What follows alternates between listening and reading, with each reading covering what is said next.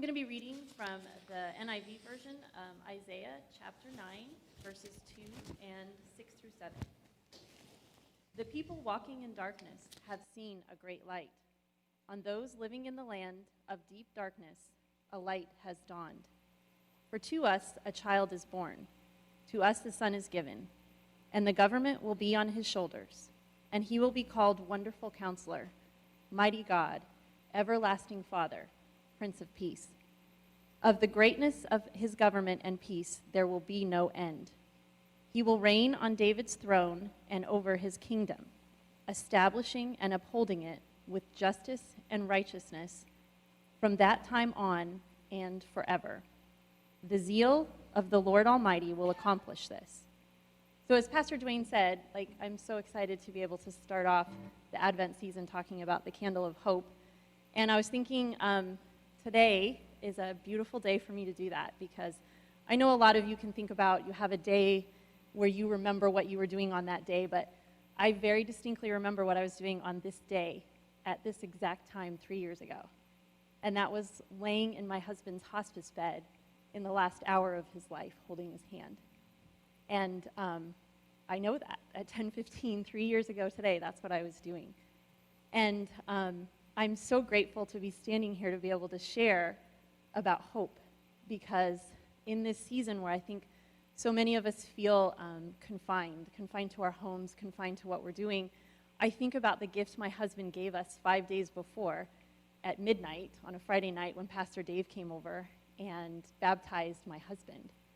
And the hope with which the kids and I had at 10:15 a.m. 3 years ago was because of the decision I know he made long before that, but the profession that he made that night 5 days before gave us that hope that an hour from now we needed to cling to, knowing where he was. And so I guess today I just challenge you, as I think of my husband who laid there, unable to do anything, unable to get out of bed, unable to leave that room, yet gave us hope. I think of Jonah in the belly of the fish, and the whole second chapter of Jonah, where he just prayed and cried out to God. I think of John, exiled on the island of Patmos, all by himself, and he just woke up on the day of the Lord worshiping, and we got the whole book of Revelation. Time and time again, Joseph in prison, Paul and Silas in prison, these times of isolation, all of these examples that we have in the book and the hope that we have to just do what we're called to do in this time. It just gives me great hope. So I'm grateful to be standing here to tell you that 3 years later, the hope with which my kids and I have carries on. It carries on every day, because we know that one day again we will see Mark. And I don't mean to trivialize anything, because I look at these faces and I know you guys are going through some big things. I know you have loved ones in the hospital. I know there's this time of waiting, and fear can be overwhelming. Let me just tell you, that week before Mark died, I've never experienced the type of waiting that you wait when you know someone's going to pass and you're just waiting minute by minute by minute. That's an intense waiting, but we can honor God in the waiting, and we can hold on to that hope. So I want to leave you with, I grabbed these before I left. I just found out I was doing this.